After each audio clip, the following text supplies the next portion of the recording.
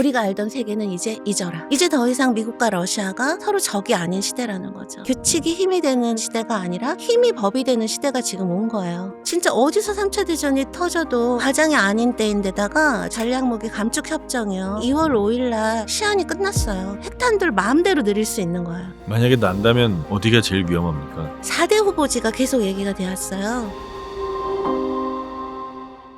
안녕하세요, 한석준입니다. 이 시대 대가들의 순도 높은 지식을 전하는 지식인 초대석, 오늘은 국제 정세와 한국 통일에 대해서 연구하고 있는 서울대학교의 통일평화연구원의 이문영 교수님 모셨습니다. 어서 오십시오. 네, 안녕하세요. 교수님께서는 러시아 우크라이나 전쟁 관련해서 책을 쓰셨어요. 바로 오늘 출간됐습니다. 오늘이 전쟁 4주년 딱 되는 날이거든요. 아, 그렇군요. 네네. 어떤 내용의 책인가요? 러시아 우크라이나 전쟁이 굉장히 복잡한 전쟁이잖아요. 기원이나 배경에 대해서도 정말 논란이 많은 전쟁이에요. 이 전쟁이 도대체 영토 때문이야? 나토 때문이야? 도대체 어디까지가 사실인가? 이거 되게 궁금해 하시거든요. 그런 기원과 배경에 대한 얘기고요. 트럼프의 부활이 어떤 영향을 미칠 거고, 한반도에는 어떤 영향을 미칠 거고, 앞으로 전망은 어떤지, 이런 식으로 구성이 되어 있어서 좀 쉽게 이해하실 수 있도록 총정리 하실 수 있지 않을까 싶어서 내게 됐습니다. 지금 말씀하신 내용에서 궁금한 건 딱 하나입니다. 언제 끝나나요? 제가 속 시원한 말씀을 좀 드리면 좋을 텐데 올해도 안 끝날 수도 있다라고 생각이 되거든요. 올해부터 미국, 러시아, 우크라이나가 셋이 함께 만나기 시작했어요. 1월 23일, 2월 4, 5일 제네바에서. 근데 어떠한 뾰족한 결말이 없어요. 이게 외교적으로 협상을 통해서는 해결이 어렵다. 결국은 전장에서 결정 날 거다라고 전망하시는 분들도 많이 있어요. 저희가 처음 전쟁 초기 때는 막 관심을 가지고 국제뉴스도 많이 보고 했는데 사실 안 끝날 것 같으니까 조금 관심이 내려가긴 했거든요. 저희가 관심이 내려간 만큼 거기도 좀 소강 상태인가요? 아니면 아직도 매일 총 쏘고 터뜨리고 그러고 있는 건가요? 매일 총 쏘고 터뜨리고 있죠. 겨울이 지금 끝나가긴 했지만 겨울 들어갈 때부터 우크라이나의 에너지 인프라를 굉장히 많이 공격을 했어요. 막 드론 하루에 막 몇백 대씩 날렸거든요. 그래서 지금 우크라이나가 전력 공급망의 60에서 70%가 파괴가 된 상태예요. 또 후방도 우크라이나는 전기로 난방하거든요. 하루에 절반 이상이 정전 상태. 그러니까 난방도 끊기고 인터넷 당연히 끊기고 여전히 치열한 상태라고 말씀드릴 수 있죠. 근데 그렇게 에너지 공급망을 끊어버리는 공격을 하는 건 넓은 의미에서 보면 민간인을 향한 공격인 거 아닌가요? 국민들의 어떤 저항 의지 이런 것들을 감소시키는데 되게 효과적이라고 보는 것 같아요. 러시아는. 왜냐하면 국민들이 체감하잖아요. 사실은 우크라이나가 영토가 굉장히 넓어요. 유럽에서 러시아 다음으로 넓거든요. 그러니까 실제 전쟁은 동남부에서 이루어지니까 서부에 있는 국민들은 잘 체감을 못한단 말이에요. 근데 그런 식으로 에너지 인프라, 전력 공급망 이런 게 훼손되기 시작하면 그분들 일상에서 경험을 하시게 되는 거거든요. 그럼 아까 2026년에도 만약에 합의로서 종전될 가능성이 없다고 한다면 진짜 전장에서 결착이 나야 된다는 얘기인데 러시아가 우크라이나 전체를 점령해서 우크라이나가 항복을 하든가 아니면 우크라이나가 러시아를 기존의 국경 너머로 밀어내든가 둘 중에 하나잖아요. 러시아는 우크라이나 전체를 점령할 생각이 없고요. 그럴 능력도 없어요. 아, 그래요? 네. 일단 지금 전쟁 4년이 됐거든요. 근데 전쟁 초반에 푸틴이 우리의 최소 목표라고 얘기했던 게 돈바스 해방이었어요. 돈바스는 우크라이나 전체 영토를 보면 부분이거든요. 근데 지금 전쟁 4년이 됐는데 러시아가 돈바스 전체 90%밖에 점령을 못했어요. 우크라이나 전체를 욕심을 내는 거를 염두에 둔다면 어떻게 유럽에서 자기 다음으로 큰 우크라이나 전체 영토를 다 점령을 할 수가 있겠어요? 그건 불가능하고요. 러시아도 불가능하다는 걸 알고 있고 이 전쟁 처음부터 그럴 의도는 전혀 없었어요. 그러면 만약에 힘으로 결정이 된다면 어디쯤에서 종전이 될까요? 그러니까 아마 아나운서님께서는 제가 이게 올해도 안 끝날 수도 있어요 하면 도대체 이게 왜 안 끝나는지가 궁금하실 수 맞아요. 있잖아요. 그걸 설명드리면 이게 자연히 풀릴 수 있을 것 같은데 러시아는 이 전쟁이 우크라이나랑 싸우는 거라고 생각하지 않고요. 서방하고 싸우고 있다고 생각해요. 나토하고. 서방이 우크라이나를 군사적인 도구로 써서 러시아를 약화시키려고 한다. 무너뜨리려고 한다. 이 전쟁의 목표는 우크라이나가 다시는 서방의 군사적 도구가 되지 않도록 힘을 다 빼놔야 된다라는 게 게 러시아의 목표예요. 그렇기 때문에 러시아가 종전협상에서 이건 절대로 우리가 양보할 수 없어 라고 얘기할 수 있는 게 세 가지거든요. 첫 번째는 우크라이나 나토 가입 안 된다는 거예요. 나토를 가입하게 되면 나토 인프라가 우크라이나에 설치가 되고 나토 군이 주둔을 할 수 있고요. 우리가 상공 운영성이라고 하는데 나토가 우크라이나 군을 강화시켜 줄 수 있다라는 거예요. 그럼 러시아 입장에서는 우크라이나가 나토에 가입하면 안 되는 거죠. 미래의 위협이 되면 안 되는 거죠. 두 번째는 현재의 위협이 되면 안 되는 거예요. 그건 뭐냐면 우크라이나 군사력을 최소화해야 된다라는 거예요. 전쟁 나기 전에 우크라이나 병력이 20에서 25만이었는데 전쟁이 나고 총동원 체제가 되면서 90만이 된 거거든요. 우크라이나랑 유럽이 지금 지시하고 있는 건 80만까지 유지하겠다는 거거든요. 전후에도. 근데 러시아 입장에서는 8만 5천에서 10만 얘기했었는데 러시아 입장에서는 택도 없는 소리인 거죠. 그러니까 이게 협상이 되겠냐고요. 그다음에 이제 세 번째는 영토 문제인데요. 지금 러시아가 절대 양보할 수 없는 마지노선이라고 얘기하는 게 크림반도는 2014년에 이미 합병을 했잖아요. 그거 러시아 걸로 인정해라. 그다음에 돈바스 제가 좀 전에 말씀드렸죠. 90%밖에 점령 못했다고. 근데 러시아는 100% 내놓으라는 거예요.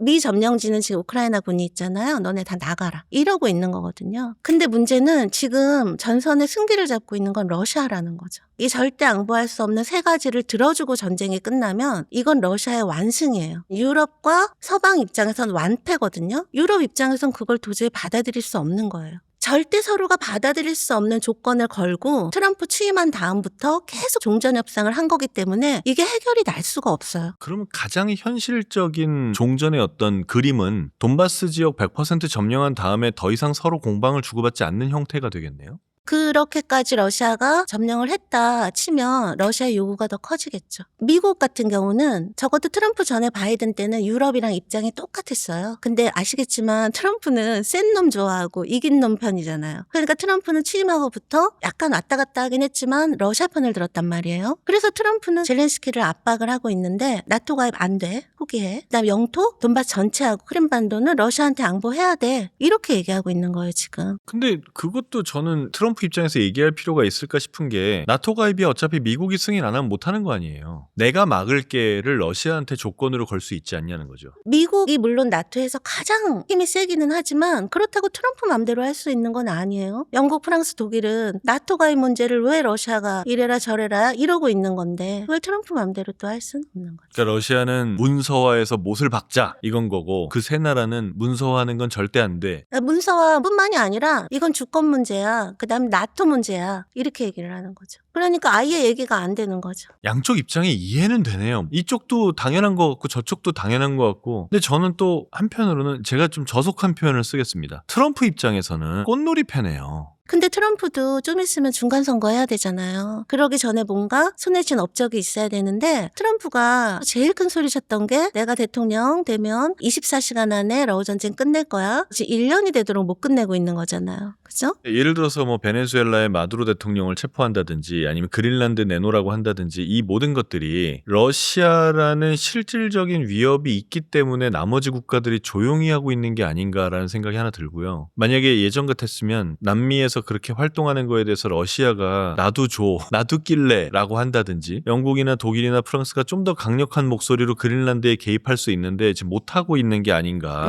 네네. 그러면 트럼프만 꽃놀이 패인 거 아닌가라는 생각이 좀 들거든요. 말씀하신 게 맞고 이게 그린란드 남미 문제 이게 다 연동이 되어 있는 게 맞거든요. 근데 문제는 트럼프는 러시아하고 경제협력을 되게 하고 싶어요. 근데 전쟁이 끝나야 하죠. 근데 미국이 러시아하고 경제협력을 해서 얻는 게 뭐죠? 북극협력이요. 트럼프는 북극에 대해서 그린란드를 우리가 미국이 가져야 돼 했던 게 일기 때부터예요. 그린란드에 대한 욕심도 있고 북극에 대한 욕심도 있단 말이에요. 근데 지금 북극의 확고부동한 강자는 러시아예요. 가장 대표적인 북극 국가가 어디예요? 러시아잖아요. 북극권의 영토 영유권의 53%가 러시아예요. 50이 넘는군요. 나머지 반을 미국, 캐나다, 그린란드니까 덴마크죠. 그다음 노르웨이 이렇게 나누고 있는 거거든요. 그다음에 북극 항로로 치면요. 90%가 러시아영이에요. 어쨌든 트럼프는 북극에서 뭔가 하려면 러시아의 도움이 필요한 거죠. 그다음에 러시아도 앞으로 북극 협력이든 자원 협력이든 전쟁 이후에는 자기 살 살 길을 다시 정상국가화돼서 해야 될 거 아니에요. 그럴 때 미국하고 경제협력을 한다면 어느 나라하고의 경제협력보다도 비전이 있는 거죠. 그러니까 지금 이게 러시아 우크라이나 전쟁이 트럼프의 부활이 어우러져서 지금 세계 질서 자체가 완전히 변했어요. 그래서 저는 그런 말씀 많이 드리거든요. 우리가 알던 세계는 이제 잊어라. 이제 더 이상 미국과 러시아가 서로 적이 아닌 시대라는 거죠. 트럼프 입장에서는 이거 빨리 끝내고 러시아하고의 경제협력 하면서 그게 일종의 또 대중 견제도 되는 거거든요. 그럼 이제 우크라이나와 러시아의 이 전쟁을 좀 더 큰 사이즈로 보자면 2차 대전 종전 이후에 냉전 이런 이름으로 균형이 이루어져 왔고 소련의 붕괴 이후에도 러시아와 미국으로 균형이 이루어져 왔는데 이렇게 이루어져 오던 국제 질서가 붕괴하는 거라고 봐야 됩니까? 완전히 달라졌죠. 완전히 달라졌다. 탈냉전 이후에는 미국과 러시아가 균형을 이루진 않았죠. 그러니까 미국의 유일패권, 단극 체제. 물론 중국이 도전하긴 했지만 그렇다고 해서 예전 냉전 시대처럼 미중 이제 완전히 동등한 힘을 갖고 있었다고 얘기할 수는 없는데 근데 이 우크라이나 전쟁이 일어나고 그다음에 트럼프가 다시 등장한 게 결합이 되면서 예전에 미국이 유일패권이 되던 시대는 이제 없어진 거죠. 그거를 미국이 스스로 반납했어요. 지금 얘기한 게 그거잖아요. 아니 우리가 소련 없어지고 탈냉전 때 온 세계를 다 해결해 주느라고 우리 돈도 너무 많이 들었고 우리 정말 애도 너무 많이 썼고 미국 이익에 도움이 되지 않아도 다 해결해 줬잖아요. 그거 이제 안 하겠다라는 거잖아요. 세계 경찰 안 하겠다라고 하는 거죠. 경찰로 그거 돈 너무 많이 든다 안 하겠다. 라고 얘기를 하는 거고 그다음에 탈냉전 이후로 미국이 주도하는 자유주의 국제질서라고 하는 게 있었고 그것의 기반은 그거였잖아요. 자유, 민주주의, 국제법, 뭐 인권. 지금 트럼프는 그거 아니라는 거잖아요. 그러니까 당장 바이든은 러우 전쟁이 일어났을 때 이건 민주주의 대 권위주의의 싸움이다. 나쁜 러시아를 우리가 똘똘 뭉쳐서. 근데 트럼프는 그런 게 아니고 가치?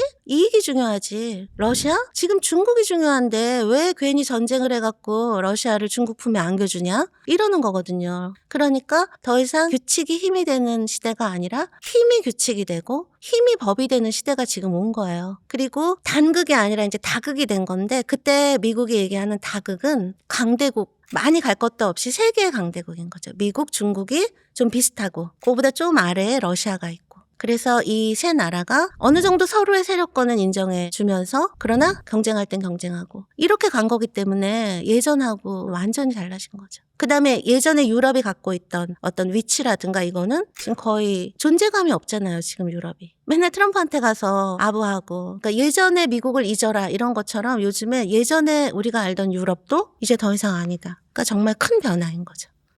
무섭습니다. 또 더 무섭게 하는 사실 중에 하나는 그 러시아 우크라이나 전쟁에 러시아 쪽으로 북한이 참전을 했잖아요. 그래서 실제로 전투병이 파견이 됐고 전투에 참전도 했고 그러면 아주 최근에 아주 극렬한 전투에 참여를 해본 경험 있는 병사들이 북한에 많아진다는 뜻이거든요. 이 위험은 전 상당히 크다고 보는데 어떠신가요?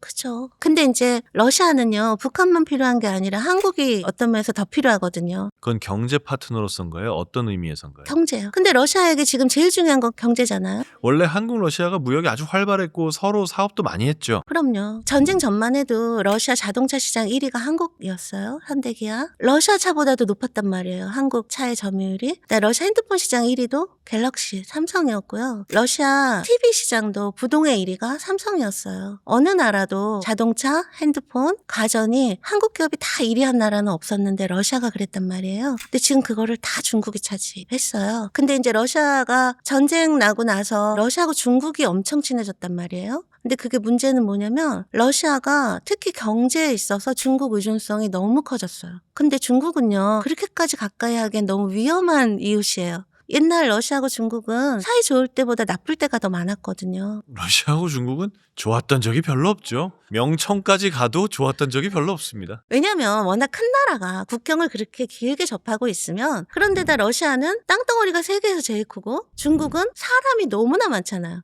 그러니까 서로가 서로에게 위협인 상황이기 때문에 특히 러시아 입장에서는 이 경제에 있어서 중국 의존성을 완화해야 될 절박한 필요가 있는데 그럴 경우 가장 이상적인 파트너는 한국인 거예요. 근데 만약에 그렇게 될 때 미국, 러시아, 중국 이 세 나라 미래가 펼쳐진다면 우리가 러시아하고 너무 친해지는 걸 또 미국은 별로 안 좋아하지 않을까요? 근데 뭐 트럼프도 러시아하고 그렇게 경제협력 하려고 하는데 저는 이건 케바케일 것 같아요. 케이스 바이 케이스. 아직 전쟁이 안 끝났잖아요. 제재 국면인 거잖아요. 더구나 우리는 미국이랑 동맹국이잖아요. 그런 상황에서 저희가 움직일 수 있는 여지가 크지는 않죠. 그리고 만약에 움직일 수 있다면 좀 정치적인 어떤 조건들이 해결이 돼야 되는데, 근데 이제 문제는요. 그러면 아나운서님께서는 우리가 전쟁 전에 러시아하고 한국하고 굉장히 활발하게 무역을 했잖아요. 한국 기업들이 전쟁 나고 다 철수했다고 알고 계시나요? 아직 하고 있는 걸 알고 있습니다. 그러니까 물론 현대나 삼성은 우리나라 얼굴 같은 상징적인 존재니까. 근데 거의 한 70~80%가 남아 있는데요. 남아있기 위해서 굉장히 불리한 조건들을 많이 받아들인 것도 들었습니다. 근데 우리나라만 그런 게 아니에요. 그 글로벌 기업이라고 우리가 흔히 얘기되는 거 있죠. 다국적 기업 중에 전쟁 나고 러시아에서 철수한 기업은 12%밖에 안 돼요. 그리고 55%가 전쟁 전과 똑같이 기업 활동을 하고 있고요. 33%는 나가야지 하면서 아직 있어요. 지금 러시아에서 아직 활동하고 있는 다국적 기업을 국가별로 매출을 해서 순위를 쫙 매기면 1위가 어느 나라인 줄 아세요? 미국입니까? 미국이에요. 2위가 어느 나라인 줄 아세요? 독일이에요. 이거 배신이에요, 이건. 어떻게 보면 그러네요. 5개 나라 중에요. 4위가 중국이거든요. 중국 빼고 다 나토 국가예요. 하고 있단 말이죠. 그러니까 어떤 제재 그 품목이 아닌 이상은. 근데 이제 우리나라도 그러니까 남아서 제재 대상이 아닌 경우에는 굉장히 안 좋은 조건에서 열심히 하고 계시는 거죠. 이미 3차 세계대전이 시작된 건가요? 그렇게 보는 사람들도 있던데. 그러니까 3차 세계대전이 일어나도 꿈이 아닌, 그게 과장이 아닌 시대가 되긴 했죠. 왜냐하면 트럼프도 힘에 의한 평화를 막 얘기하고 그린랜드 지금은 좀 약간 소강 상태지만 안 되면 군사적으로 막 하겠다 그러지. 베네수엘라 델타포스 해갖고 아무리 나쁜 대통령이라도 핀셋으로 해갖고 그냥 로켓 배송해버리잖아요. 그다음 이제 러시아 지금 그렇게 싸우고 있는 거고 이란도 저러고 있는 거고 하니까 진짜 어디서 3차 대전이 터져도 과장이 아닌 때인데다가 제가 이제 또 하나 우려스러운 건 미국하고 러시아하고 맺은 전략무기 감축 협정이요. 그게 2월 5일 날 시한이 끝났어요. 그러면 이제 핵탄두를 마음대로 늘릴 수 있는 거예요.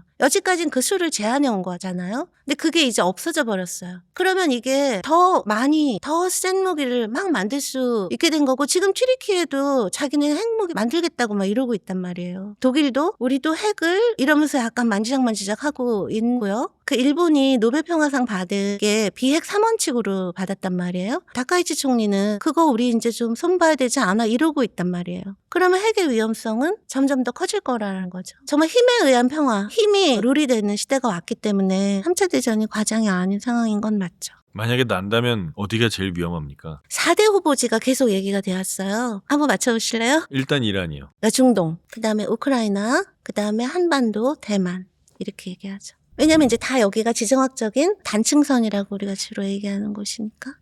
거기에 한반도가 들어있다는 게 무섭네요. 그뿐만이 아니라 우크라이나 전쟁에 이제 북한군도 막 파병이 됐었고 막 이러잖아요. 그 다음에 이전 정부에서 우리도 파병을 하느니 마느니 이런 얘기 나왔을 때 제가 막 그건 절대 안 된다 막 말씀드렸었거든요. 그게 왜 그러냐면 만약에 우크라이나 전쟁에 한국군까지 파병이 돼버리면 이 3차 대전에 가장 유력한 후보지 4개 중에 2개가 겹치는 거예요. 그럼 너무 위험하지 않겠어요? 우리가 한국전쟁 때 정말 너무 많은 도움을 받았잖아요. 그러니까 이제 어떤 분들은 우리가 한국전쟁 때 그렇게 많은 도움을 받았으니까 이번엔 우리가 보답해야 되지 않냐라고 말씀하시면서 파병 얘기하신 분도 있는데 우리가 파병하는 순간 그 고마운 분들에게 3차 대전을 선물하는 걸 수도 있어요. 그러면 이제 말씀하신 대로 미국의 11월 중간선거에 트럼프가 중요한 시점이라고 생각하고 있다면 그 전에 종전 타협이 될 가능성도 있지 않을까요? 그래갖고 지금 트럼프가 젤렌스키한테 5월 15일까지 다 끝내라 막 이러고 있어요. 젤렌스키 임기가 2024년 5월에 멈췄잖아요. 영토 적어도 크림반도하고 돈바스 전체는 넘겨줘. 근데 우크라이나 법상 그건 대통령이 함부로 결정할 수 있는 게 아니고 국민투표를 해야 된단 말이에요. 근데 트럼프가 이런 식으로 젤렌스키를 압박한 건 트럼프 취임하고 1년 내내 그랬거든요. 근데 지금까지 해결이 안 됐단 말이에요. 이게 우크라이나의 여론하고도 좀 밀접한 연관이 있겠네요. 국민 투표를 하려면 우리가 왜 국민 투표를 하는지도 국민들에게 설득을 해야 되잖아요. 그걸 저는 젤렌스키가 만약에 한다면 젤렌스키 다음 선거에서 낙선은 확정적이라고 보거든요. 그러면 그런 절차를 만약에 진행했을 때 할양해도 되는 수준의 찬성표가 나올까요? 제가 얼마 전 그래서 통계를 보고 왔어요. 이제 전쟁을 끝내기 위해서라면 영토 양보하자. 이거를 1월에 우크라이나에서 제일 권위 있는 여론조사 기구가 했거든요. 몇 대 몇 나왔을 것 같으세요? 한번 알아줘 보세요. 진짜 모르겠습니다. 왜냐면 전쟁 초기 같았으면 10대 0 나왔을 것 같습니다. 당연하죠. 지금은 그들도 오랜 전쟁으로 좀 지쳤을 것 같아서 0은 아닐 것 같고요. 한 8대 2 정도 나왔을까요? 주자가 41%. 죽어라도 전쟁을 끝내자가 41%. 제발 그렇게 하자가 9%. 그렇게라도 해야지. 이게 32% 해서 41%가 나왔고요. 그 다음에 안 된다가 52%. 비슷비슷한 거예요, 지금. 많이 내려갔네요. 전쟁 초반만 해도 택도 없는 소리다. 말도 안 된다. 다 탈환할 때까지 싸워야 된다가 압도적이었어요. 그러니까 우크라이나 국민도 너무 힘이 드는 거죠. 근데 지금 그 명분 얘기를 하시니까 좀 더 말씀드리자면 젤렌스키 입장에서는 투표까지 끌고 가는 것만으로도 이미 국가의 배신자 아닙니까? 그건 아니죠. 왜냐하면 종전협상이 그렇게 막혀있고 적이 욕을 하는 것도 아니고 트럼프가 그걸 욕을 하고 있는데 국민한테 여쭤보긴 해야죠. 지금 젤렌스키 지지율은 높아요. 그렇습니까? 61%거든요. 아우, 굉장히 높네요. 근데 그게 그런 게 있어요. 트럼프가 젤렌스키를 압박할수록 젤렌스키의 지지율은 올라가고 있어요. 그것도 참 당연한 일이네요. 그 다음에 이제 지금 사실 우크라이나가 부패 문제가 좀 심각한데 요 최근에요. 정말 역대급 부패 스캔들이 막 다 터졌고요. 더구나 문제가 그 부패의 주범들이 다 젤렌스키 측근이에요. 국민들도 그거 알아요. 그럼에도 불구하고 지금 젤렌스키 지지율이 60%를 유지하고 있는 거는 우크라이나 국민은 그렇게 생각을 하는 거예요. 트럼프가 젤렌스키를 압박을 하면서 협상을 받아들이게 하기 위해서 그런 것들을 팡팡 터트린다라고 생각을 해요. 그리고 실제로 우크라이나 내부에 권력 라인이 두 라인이거든요. 하나는 대통령실, 그다음에 국가정보부 라인이 있고 하나는 반부패 조사국이 있어요. 근데 이 라인은 미국에서 컨트롤하는 거거든요. 그러니까 뭔가 트럼프가 되게 심각한 걸 요구할 때마다 부패 사건이 터지는 거예요. 그런 부패가 아예 없었다는 게 아니라 우크라이나 국민들 보기에는 협상에서 유리한 고지를 점하기 위해서 미국이 컨트롤하고 있는 반부패 조사국이 협상안이 나오기 전에 그걸 먼저 터트린다라고 생각을 해요. 자, 그럼 지금까지 이제 우크라이나 내부에 대한 얘기를 했고요. 러시아에선 이 전쟁을 어떻게 보고 있나요? 러시아 일반 시민들은.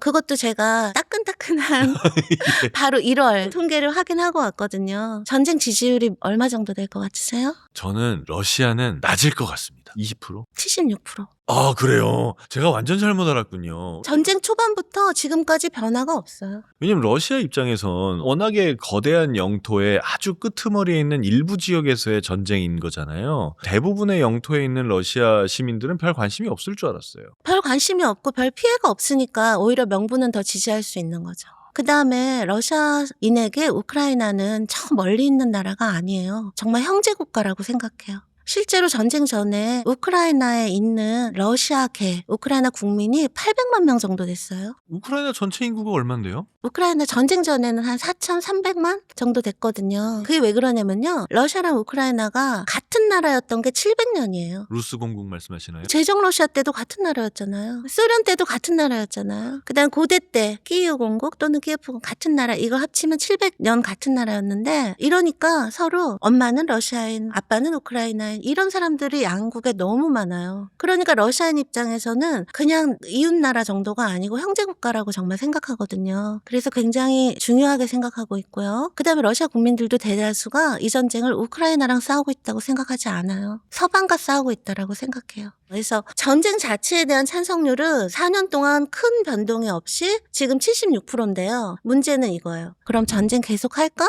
아니면 이제 그만 끝낼까? 그러면 끝내자가 63%?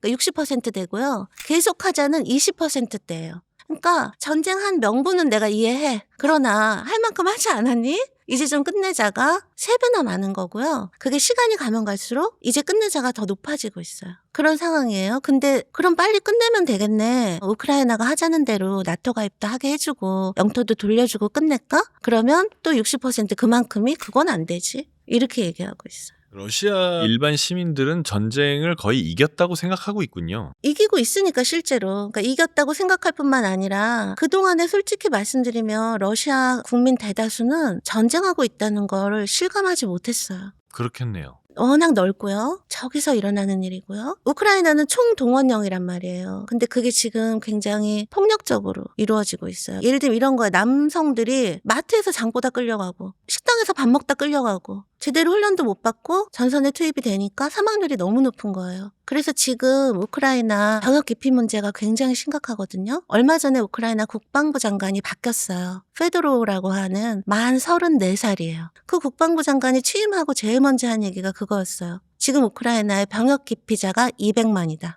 그 다음에 탈영병이 20만이다. 이 문제부터 해결해야 된다. 우크라이나 야당 의원들은 40만으로 보고 있어요. 탈영병이. 러시아는 전쟁 초반에 부분 동원령 30만 했다가 난리가 났어요. 러시아 그 젊은 남자들이 다 막 국외로 탈출하고. 그래서 그 다음부터는 계약병제로 해요. 월급 받고 전쟁터에 나가는 걸로. 그렇기 때문에 일반 국민들은요. 전쟁의 어떤 피해랄까? 하는지도 모르겠군요. 네, 그냥 뉴스에 나오는 거, 뭐 이런 걸로 아는 거고요. 또 하나는 전쟁 나고 러시아 경제가 너무 좋았다라는 거죠. 전쟁이 나고 좋아졌습니까? 이 전쟁이 나고 이제 러시아가 엄청난 제재를 받았거든요. 사실 그래서 경제가 안 좋아졌을 거라고 예상했거든요. 예상했는데 그 예상을 깨고 전쟁 난 해에는 마이너스 1.4%, 그때 우크라이나 마이너스 30%였어요. 근데 그 다음에 2023년부터 러시아의 실질 GDP 성장률이 4%, 막 3.6%. 개발도상 국가네요? 근데 그거 아시잖아요. 제재를 하고 그다음에 유럽에서 러시아 가스, 석유 안 사면서 유럽 경제가 폭망했잖아요. 그리고 독일 같은 경우는 2023년에 GDP가 마이너스 성장을 했고 지금도 유럽은 0% 1%대예요. 제재를 한 유럽이 그러고 있는데 제재를 당한 러시아는 3.6% 4% 성장을 막 했단 말이에요. 그래서 러시아 경기가 너무 좋았어요. 근데 그게 평범한 시민들에게 갔어요. 왜냐면 이제 외국 기업들 막 나갔으니까 러시아 국산으로 해야 되니까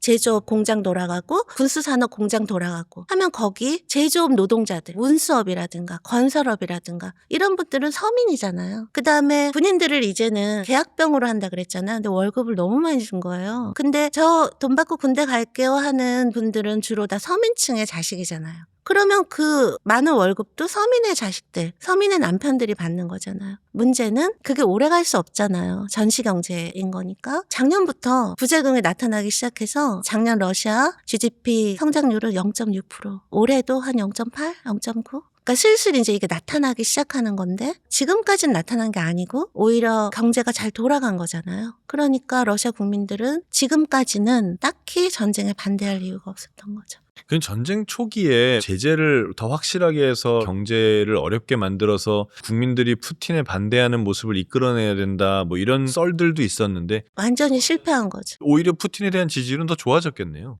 지금 80% 넘어요. 80%요. 세종대왕 살아생전에도 80% 아니었을 것 같은데. 그러니까 러시아 권위주의 국가 특징이죠. 그리고 러시아가 사실 언론 탄압, 반 푸틴에 대한 그런 거 되게 세게 하거든요. 근데 제가 지금 말씀드린 통계는요. 그런 러시아 국영 여론조사 통계 말씀드린 게 아니고요. 러시아의 블랙리스트에 속하는 곳이 있어요. 언론사 중에. 네, 여론조사 전담하는 조사기구인데 아주 오래전부터 러시아 블랙리스트에 올라있던 기관이어서 서방 언론에서도 러시아 여론조사를 인용할 땐 거기서 해요. 그나마 러시아에서 나오는 소식 중에는 그래도 신뢰를 할 수 있는. 그렇죠. 그럼 참 저의 소망은 전쟁 좀 빨리 끝나라.